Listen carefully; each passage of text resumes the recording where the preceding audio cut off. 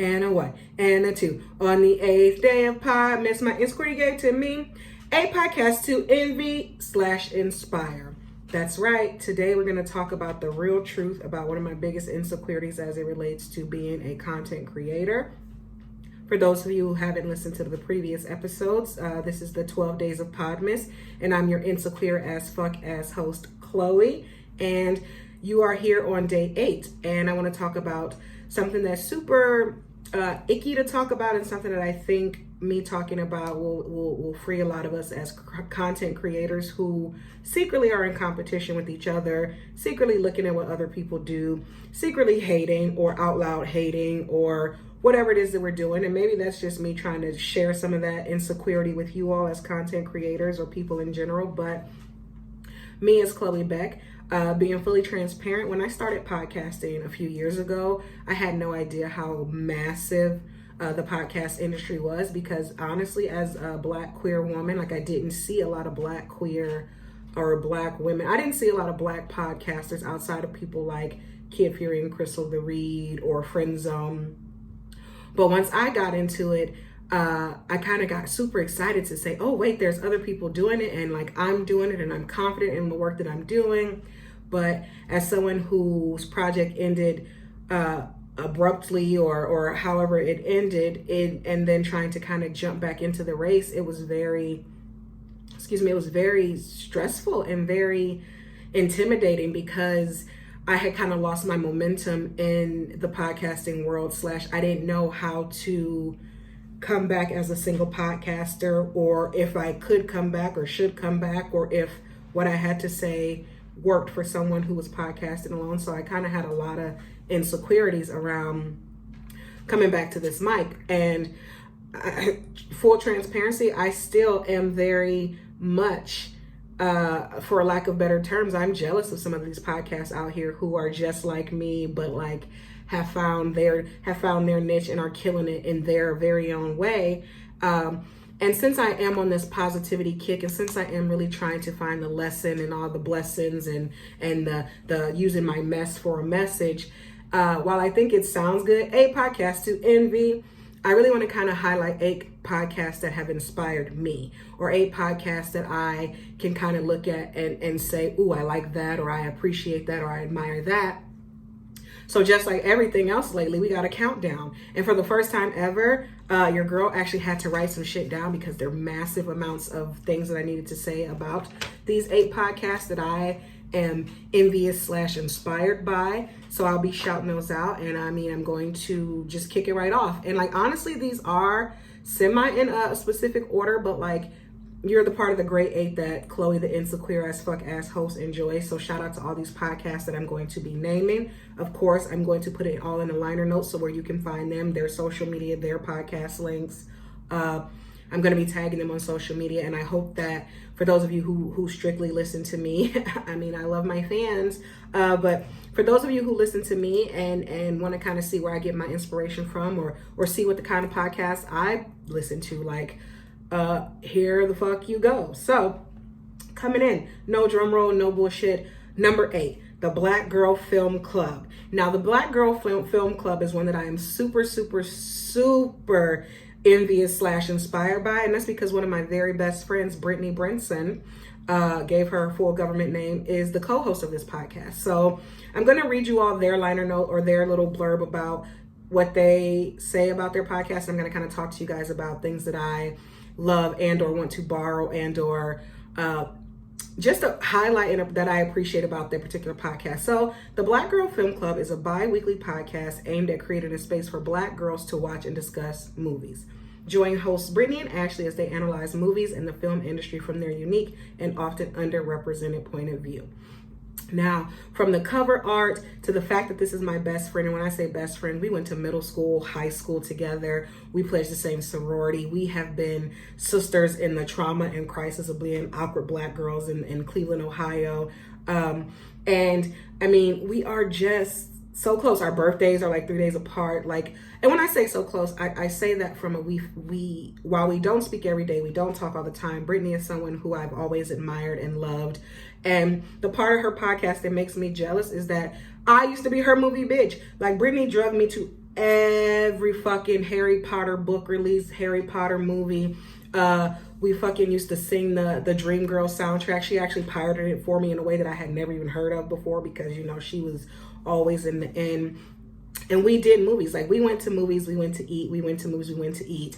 So when she did this podcast, I was like, et tu? What about moi? But being fully transparent, I fully love listening to Brittany talk to someone else. I love the relationship that Brittany and her co-host Ashley have cultivated. I was even fortunate enough to sit in on a panel here recently that they had at a college, where someone invited them to kind of talk about what it's like to talk about films or like film culture from the Black woman perspective. So I just love their dialogue, and I love their consistency. Brittany and Ashley have been consistent and at it, and watching movies that are not necessarily Black cult classics. Like, they're not always about Babs. Rest in peace to Niecy. I'm sorry, I don't have her full name. I don't want to ruin it. But they don't just watch Black movies or stereotypical movies that you would think. Brittany is a horror fanatic, which I think that's another thing that we share. So they have a vast canon of films that they have discussed and plan to discuss. And even in that talk, something that triggered me, but it's actually the thing that I admire, and it's something that I would like to borrow, is their unapologetic honesty. So in that talk, Brittany and Ashley talked about how they hadn't seen Queen and Slim. And for me, as a Black woman who that movie was just a new awakening, or it felt like a menace to society, or a poetic justice, or a Jason's lyric. And to hear the young lady say, we actually didn't watch it. We don't need to see that narrative. We don't care to hear about it. We're not going to buy into it, because we're not going to be the stereotypical place where you watch those films. Like, I'm not quoting them, but that was like the gist of what they said.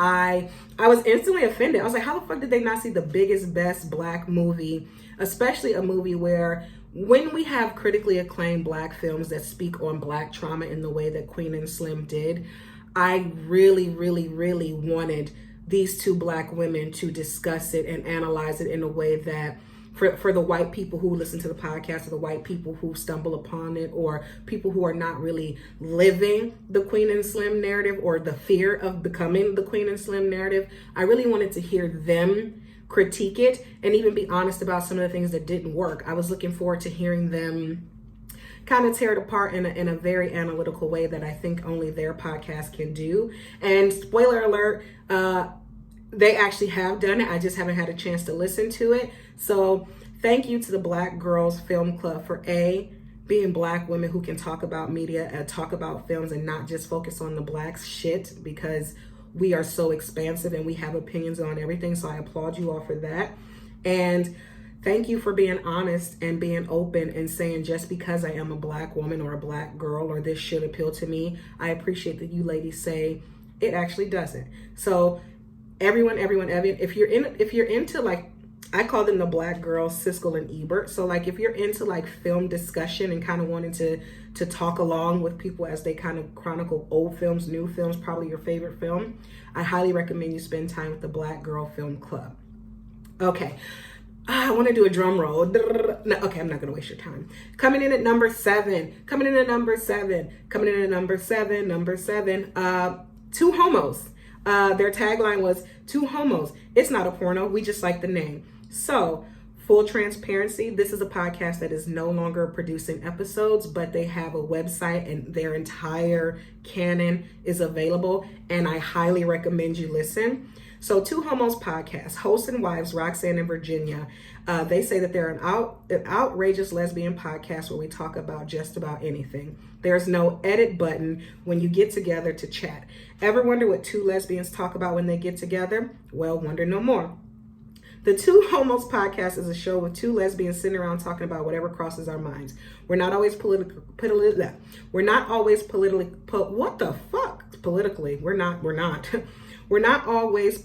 correct, and no topic is off limits. Come spend time and get intimate with us. We're open-minded, we speak our minds, and sometimes, for better or worse, there's no edit button.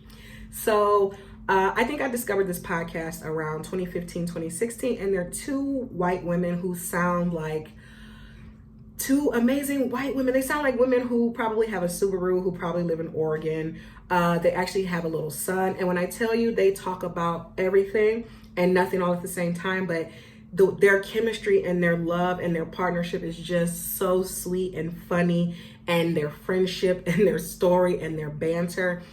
I felt like those were my two white girlfriends. And while I don't have any context as to why they stopped recording, I'm so grateful that their project is still available on their website.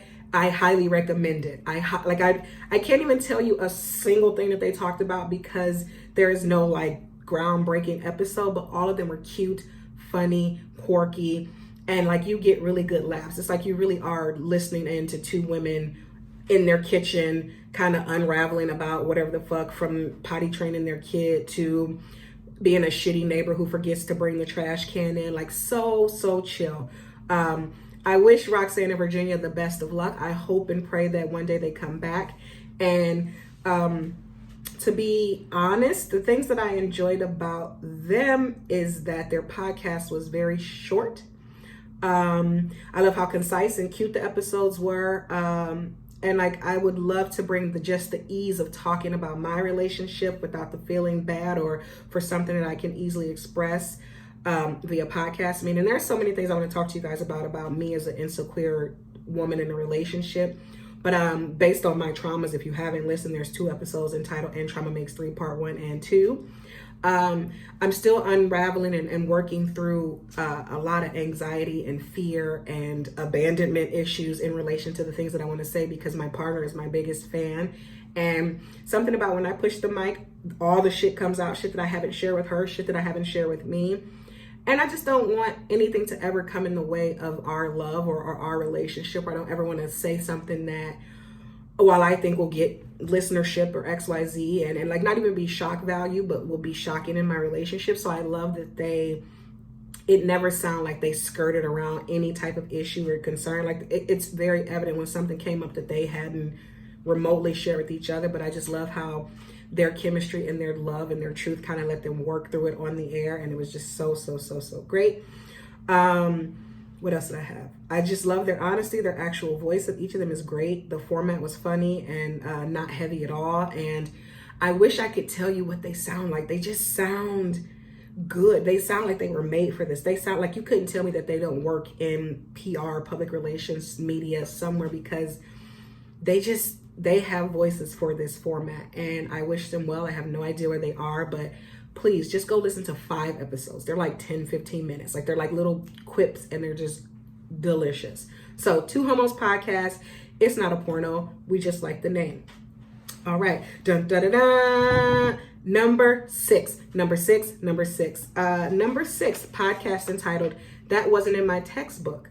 This podcast is another one that I'm extremely envious of, like extremely jealous of in the best way, in the like, oh my God, like I know this person in real life and she wanted to know me better. And, you know, she fucked around and left New York City and moved all the way to California, living my dream life. But I digress. We're going to go ahead and give her her due. So That Wasn't in My Textbook podcast was founded by my actual homegirl, Toya, better known as @Toya from Harlem, on the belief that history doesn't have to be whack, corny, whitewashing, pretentious, or a snooze fest. Here we reimagine history because, as you know, history isn't just about what happened before us. It's what's happening this very second. Ain't that the fucking truth, Toya? And she says, let's uncover all of the textbook topics that we've always wished we learned. So, backtrack. Toya from Harlem, like that is her Instagram handle. She is a historian for Harlem. She is a historian for Black culture. She does these amazing recreations of famous posts, and she speaks so highly about her lineage and her family's history here in New York. And she will do the thing that I love, like speaking about people that I love, like Azora Neale Hurston, and she is just so woke in a way that is not draining, and not in a way that makes you feel like you have to know all this stuff and be a part of the Talented 10th, because she truly does educate. And there I say it, I will share with her my moniker. She edutains us. And so when she does, that wasn't in my textbook, she pulls out shit that I don't even know. When I tell you I didn't know what I didn't know, Toya knows it. And then not only does Toya know it, she has a knack for bringing people on with her and sharing the spotlight and being transparent about, I didn't know about this, so I went and I found someone who did, and they're going to come on my show and kind of share it. I love that. I think that I love to have her energy and style, and like she continues to motivate me to find my own, down to her branding, her marketing, her sound, her audio engineering. Shout out to her partner who kills it. Come do mine. She's palatable and she's open for everyone, and I think she's a true crossover queen. I think her topics and things like that would be very beneficial for Black people wanting to know more about Black people shit. But I also think she's a great place for you, for those of you who are scared to ask those real odd questions to Black people because you don't know if it'll be racist and or offensive. Toya kind of takes the icky out of learning history, and she makes it fun, entertaining, exciting. She talks about Canada. She talks about transportation. She just talks. And from a very, like, she makes history fun. And like, while I don't know what her trajectory is, I would love for her to teach my children one day as a professor. Because I think Toya from Harlem nails it with this podcast. It's so cute. It's perfect. She started around the same time as me, and she has skyrocketed in terms of followership and marketing and planning and things like that. And that's something that I want to, while I'm being true to being small and steady, because I know I get overwhelmed when I do too much or try to add too many components too soon. I love her business savvy mind. She gets it done. And in no time, I could easily see her being a part of the Loudspeaker Network, or really picked up from like a major podcasting troupe, company, industry, whatever the case may be. I really, really, really, really, really adore Toya from Harlem, and I really do adore, that wasn't in my podcast, or that wasn't, well, hey, actually, that wasn't in my podcast. That wasn't in my textbook, the podcast. So that was number 6. Number five. This podcast, wow, these were my sister girls, my friends. They were the first podcast that really, really brought home the facts for me that you can have the very similar formula. You can be talking about the very same thing. You can have the very same structure, but be so different because lived experiences are different. And they never made me feel like I was competing with them, even though we had the exact same formatting of my previous podcast, and I believe now their previous podcast. So coming in at number 5, another word for lesbian podcast. It's a weekly podcast with your 2 new queer and lesbian best friends, writers Erica and Tori. This is where we talk about Black LGBT issues, politics, pop culture, and ridiculousness. So another word for lesbian, overqualified and drunk. 2 gay besties talking about dating, relationships, life, trauma, politics, sex, drinking, all the same shit. And they were so fun and sweet and great friends and honest friends. And like, we kind of shared that same, one of us was way more outspoken, one of us was a little bit more reserved. They actually fell apart at the exact same time as Overqualified and Drunk. Like, how ironic, but they did this thing that just never quite happened. They got back together. They came back out of hiatus, and like, one had moved and been married, and like all these big life things happened. And like, the one thing that I really loved about them is that they really didn't feel like they owed us too much of an explanation. While they did share, they did not harp on it. They addressed it, and they slid right back in. And, you know, honestly, they're not quite recording now. Well, I haven't seen any new episodes, but just based on how good they were at coming back after a year or two and picking right back up, or even in real time when they weren't having a reason to not be fully recording. Like, if they wanted to take 2 or 3 weeks off, they would put a out to lunch sign up on their social media and say, look, life is happening. We'll get back with you. And they never felt beholden to like, you got to keep this schedule of weekly, bi-weekly, whatever. Or even when they were honest about, hey, life happens. And while this is a passion and this is a necessary project, we have children, we have a child, we have partners, we have careers, we have job changes, we have moves. So we are going to be people who will come and go as we can. And luckily for them, and because their chemistry and because they're so great, I think their listeners never took it personal. And the minute they came back, I know I was thirsty. The minute they came back, I was in, I was hooked, I was back. It was like I was hanging out with my two homegirls again. Random fun fact, I always listen to them when I'm in the shower. So like, those are my shower twins. Like, so I can't wait to have our next throuple of a shower. And that is podcast number 5, Another Word for Lesbian. I adore you, Tori, and I adore you, Erica. And while I don't know what's going on, whenever you come back, if you never come back, if you do separate projects, I will gladly support. And since I didn't read my notes and I went rogue, I want to see if there's anything I missed about them that I wanted to share. I said that. Oh, bitch. You know, when you're good, you're just good. I said everything that's on my list. So we are sliding on over, doing that thing we do. Okay, so coming in at number 4, Happy Munkey Podcast, or as we affectionately call it, Potcast. Okay, a lot of reading, get with it. But Happy Munkey Podcast, I actually have their little thingy right here. I adore Happy Munkey. I love everything about them. I want to work with them. I want to, all right, let me tell you about what they are first. Got excited. Okay. Happy Munkey Podcast, LLC, is a New York City cannabis-inspired lifestyle brand specializing in the higher end of hospitality and media. We provide our members an audience and entrance to the New York cannabis lifestyle through events, podcasts, video content, written content, and social media. Happy Munkey proudly is the cannabis nexus of corporate and culture with a K. And instead of California and surfboards, we take our followers with us from the suites to the streets of New York City and beyond. I know these guys. I have spent time with these guys. I have been to their events. I have become VIP at a few.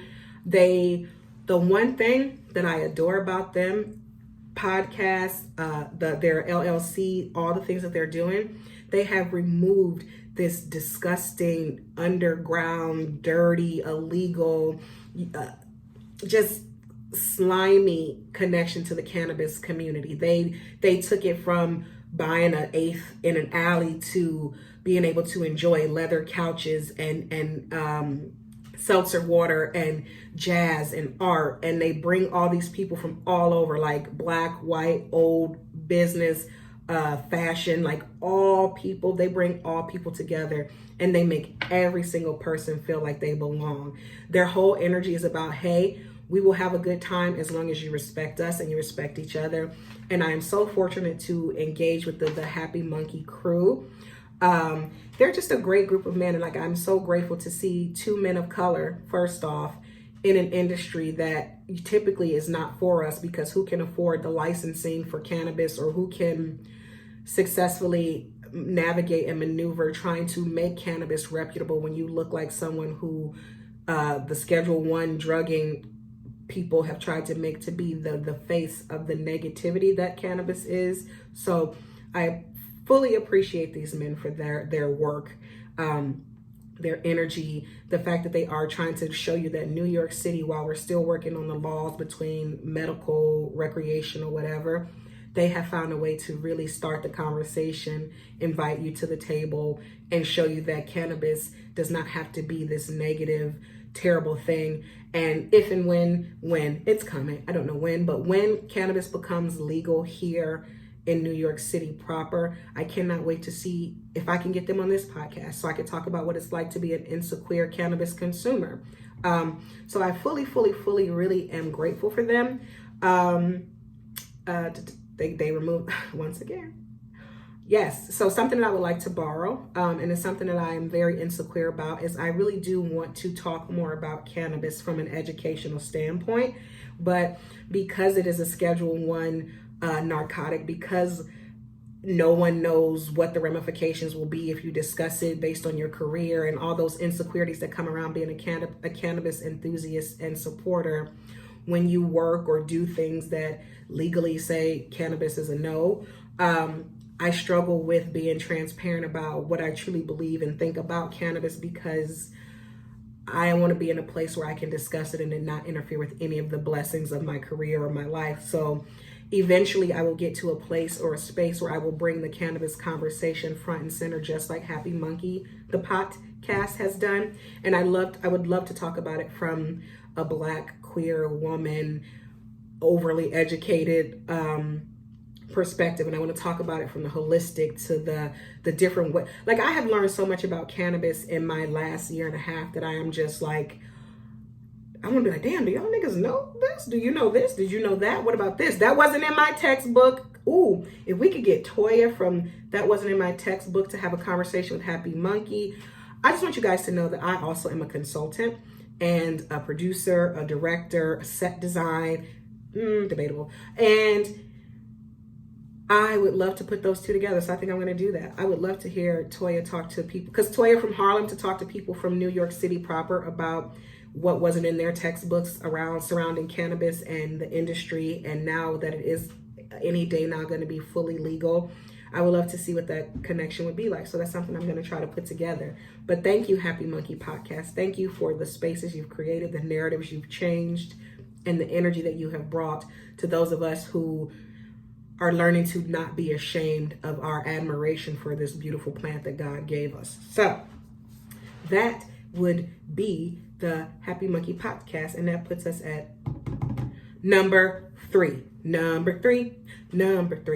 1, 2, 3, that's them plus me. Okay, so this one is one where I still admire, I still adore them. I am so grateful that they follow me, know me. I have been able to share spaces with them. I've been able to see them do live performances. I've been able to hate from the side, from the back, from the front. I've been able to be so envious and damn near intimidated by them because they are so amazing. That podcast is Tea with Q and J. TEA, like drink some tea with the letter Q and the letter J. Okay, so I'm just going to read you what it says about them, and then I'm going to kind of dive a little bit deeper into why I'm scared of them. Okay, so 2 womanist race nerds talking liberation, politics, and pop culture over tea. Dismantling white supremacy, patriarchal capitalism, 1 episode at a time. Don't that even sound like, bitch, don't come with me unless you know what the fuck you're talking about. Don't come over here because I'm going to check you, call you out no matter who you are. That is these women. And when I tell you, they are 2 beautiful Black women who are just so New York, and so authentically themselves, from the hair to the shoes to the will cuss you out, call you out, but in the most educated way that you can't even be mad way. So what I said about them is that they were an aspirant pod. When I had a co-host, they were the ones who had already gotten to that stage where they were doing live shows in venues and creating an energy. Like, they've even created a hashtag that I even got reprimanded by for using. I remember that, like, damn, can I borrow it? I guess I couldn't because they told my fat ass. But they are doing things, and they're doing it for the culture. And they are talking about things and saying things and saying the shit that, like, honestly, that this insecure Black woman is just learning in real time, even today, about how you really have to call white people out for being white. You have to call Black ignorance out for being Black ignorant. You have to hold men accountable for being nasty, nothings. And you have to do the work. You have to know that, like, nothing's going to be handed to you. And they make me want to rise above all my own drama, all my own hating. They make me want to do better and be better. And they're so authentically New York. Those of you who know me know I'm from Cleveland, Ohio, but dead ass, I be trying to claim it. I tell people I'm from the Bronx, but I couldn't give you a cross section, intersection. I don't even know. Don't know. I want to be a New Yorker so bad because women like them make it seem so worth it.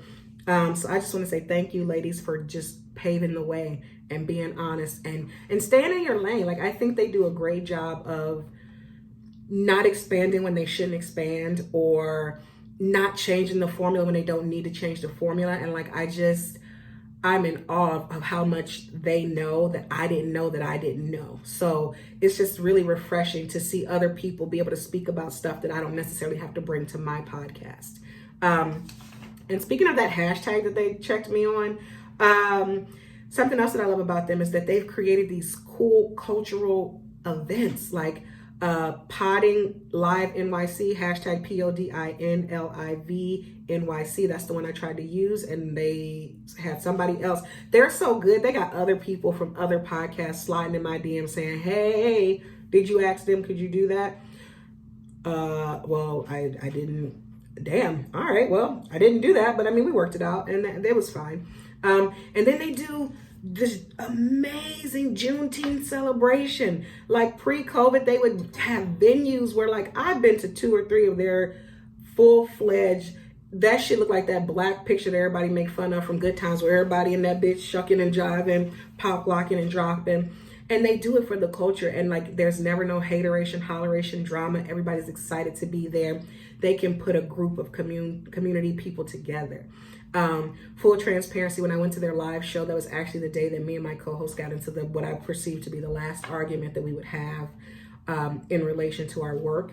And it was just so great because one of them walked up to me and was like so kind and nice and was like, oh, so glad you're here. And, you know, it was great. And I mean, I've gone to the podcast movement events, and I got to hang out and sit with and just really, really share space. And what I really want to borrow from them is knowing that when you are so in your lane and so good at what you do, it's not necessary for you to hate anybody else's project. If anything, they want to consult. Like, they even offer consulting. Like, if you want us to come consult and help you get your podcast where it needs to be, or your creative project or whatever it is, they're not hoarding their knowledge. They're not hoarding their skills. Like, I had a friend who's a dear friend not even want to tell me what fucking subwoofer speaker thing that they were using. And I was just like, nigga, if you give me that same tool, I'm not going to know what your next episode is. But they were very open and honest, and what I say when I say we'll hold your ass accountable, one episode at a time. So thank you to T with Q and J. Now, number 2, now you guys know what number 2 is. Like, you know what number 2 is. I know what number 2 is. We both know it should be number 1, but I had an epiphany after my church burned down, which I talked about on episode 9. Number 2, The Read. The Read, starring Kid Fury and Crystal. The Read. They are everyone's aspirin. They are the only, to be fully transparent, they're the only Black queer podcast that I even know exists.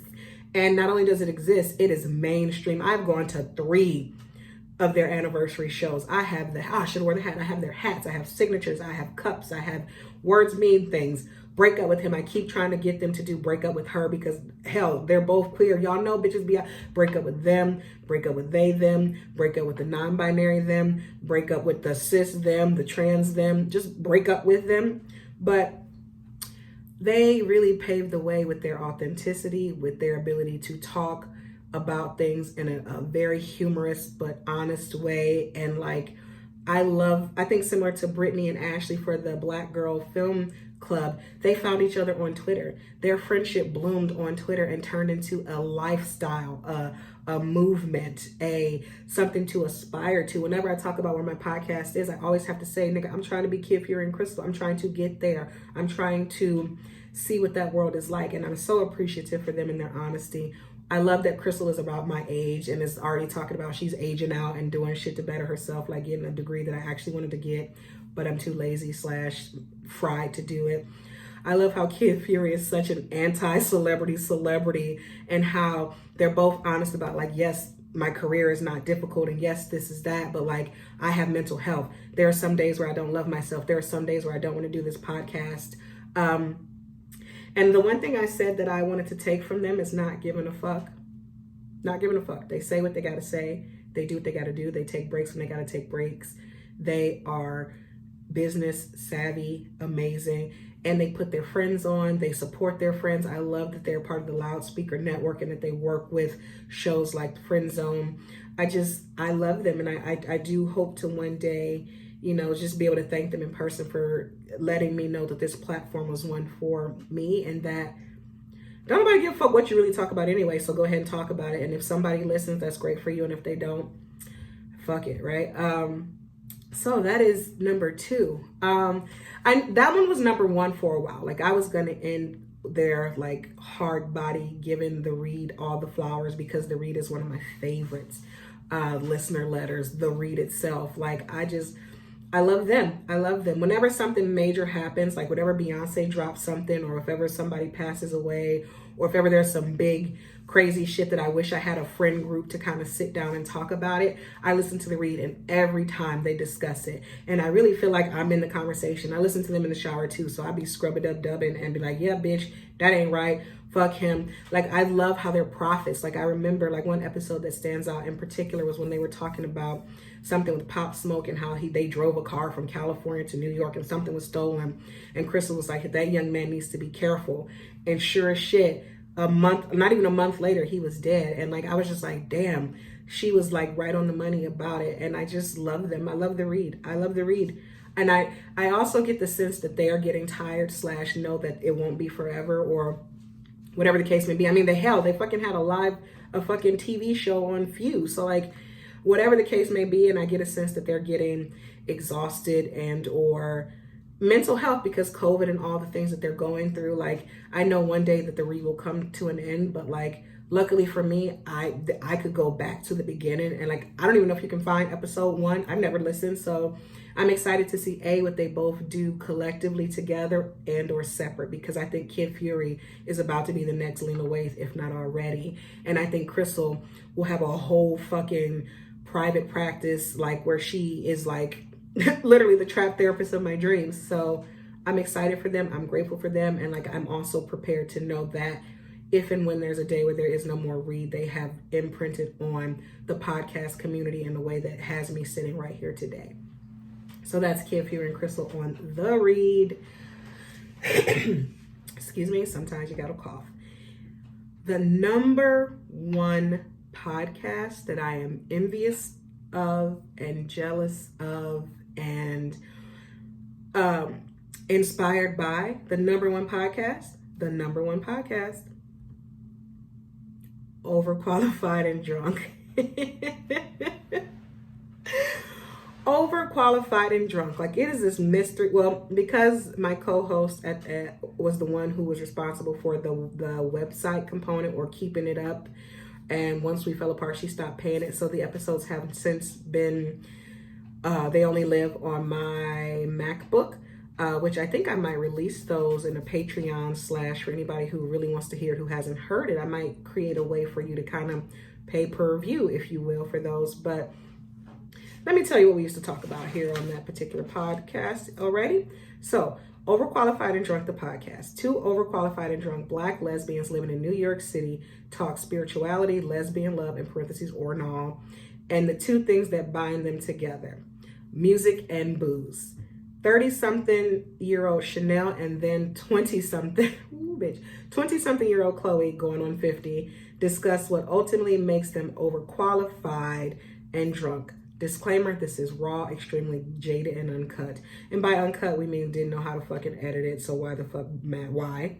Overqualified and Drunk was a podcast that I loved. I loved it. I had a co-host. I had topics. I had a set. I had a vision. I thought Overqualified and Drunk would be what got me to the read. But the things that I loved about Overqualified and Drunk the most were, it really showed me that something that I thought inside was possible and be true. I've always thought I was talented and that I was a creative and that I belong somewhere in the sphere of media, and being able to have a podcast that it only made it to 20 episodes. I would say Chanel and I collectively only did maybe 16 of those together. In those 20 episodes, we were voted one of the top 5 LGBT podcasts of that year. We beat out the read on that list from the podcast guru herself, Barry, who is at Pods in Color, and she is the Black almanac for all things podcast, and she motivates and promotes and discusses, and she is just like, she found her niche, and like she creates these like almost like those Spotify playlists, like these were the 58 songs you listen to. She would create those, and the year where we were at the height of our success, we were voted one of the top 5 LGBT podcasts of that year. I want to say it was maybe 2017. And I love that people really, really enjoyed it and like thought it was good. And I thought it was great. I thought it just flowed. I thought that the content created itself. I thought that the chemistry was amazing until it wasn't. I thought so highly of it. I loved our cover art. I loved it. Like that title alone, like I think I'm going to pay myself homage and get a t-shirt, Overqualified and Drunk. Like, I loved it. And Overqualified and Drunk, honestly, also helped make me fall in love with Middle Collegiate Church, which is a church that burned down this past week. Overqualified and Drunk is where that church and I and Chanel became a thing, because the church was the podcast. We centered our episodes around going to Middle Collegiate Church, which is why I've gotten so close to the church, which is why I'm devastated that it's no longer here. In full transparency, Chanel is the first person I called when I got to the site while they were still putting the fire out. And I felt it between both of us. It felt like a terrible end of an era while she and I are just starting to rekindle communication again. Like, it felt so wounding, because I thought maybe one day we would go to church again. You know, I thought maybe one day we would have a place where maybe we would get a victory lap and do one last episode, like Overqualified and Drunk 10 years later, and really talk about whatever. Maybe I'll insecurely ask her to come to this show. I don't know. But Overqualified and Drunk was ahead of its time, but it was in the perfect place at the same time. And it just brought me the joy and the energy and the excitement and the community that I'm always desperately seeking. Overqualified and Drunk was amazing. While I told you I had to resurrect it on episode 9 of the 12 Days of Podmas, I am very content and at peace with its being over, because I'm so in love with Insequeer. And Overqualified and Drunk, if I could take anything from that and apply it to this, is knowing that if this podcast ends, there's a story, a cool tagline, there's another name, there's something else that can be created. I would like to say that Insequeer, the podcast, is the phoenix that rose from the ashes of Overqualified and Drunk. So you've heard it here, ladies and gents, and theys and thems, and he's and hers, and sisses and trans, and all my people in the rainbow alphabet soup, and those of us who are allies or not so, all of y'all listening. So a quick recap. On the 8th day of Podmas, my Insequeer gave to me 8 podcasts to inspire me. I am inspired by the Black Girl Film Club. I'm inspired by Two Homos Podcast. I'm inspired by That Wasn't in My Textbook. I'm inspired by Another Word for Lesbian. I'm inspired by Happy Munkey Potcast. I'm excited and inspired by Tea with Q and J. I'm fucking excited and engulfed in and in love with and beyond expired. I don't want to die, God. Come on. I'm inspired by the read. And most importantly, I'm inspired by me. I'm inspired by my work. I'm inspired by my talent. I'm inspired by my previous episodes. I'm inspired by my future episodes. And I'm damn sure inspired by this episode. Until next time, jingle them balls. Where them ho-ho-hos at? Merry Christmas, Happy Kwanzaa, Christmas, Kwanzaa, Hanukkah to you. Be safe, love each other. And if you learn one thing on this episode, I hope it is that it's okay to acknowledge where you are insecure, where you have some envy and some jealousy to kind of work through. And I would challenge you to say, while you're hating or doing all the things that you're doing to these episodes or these people or these projects, and like for me it was podcasts, the same energy you're taking to run from them or to hate on them or to be jealous of them, take about 10% of that energy to look at why you think that is, and take the rest to figure out how you can kind of work through it so it doesn't exist. You're your only competition. You are your only hindrance. You are your only circumstance. And you are the only reason why you don't have a lot of friends, Chloe, because you keep running from them and being too insecure to tell them you love what they're doing because you're trying to do it too. Knowing what's for you does not stop you from being proud of what's for somebody else. All right. This chicken head is out of here for this one. Until then, we'll see you on the 7th day of Podmas, baby. We out.